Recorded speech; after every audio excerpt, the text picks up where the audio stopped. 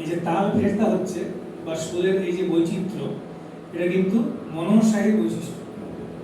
গলানহাটির যে ধারাটা, সেটির প্রবর্তক হচ্ছেন নরোত্তম দাস ঠাকুর। তিনি বৃন্দাবনে গিয়েছিলেন সবকিছু ত্যাগ করে, রাজপুত্র নরোত্তম।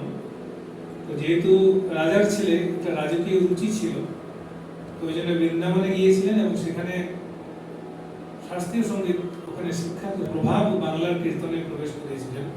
এক নতুন ধরনের কীর্তনের প্রবর্তক নরোত্তম দাস। কবে গৌরাঙ্গ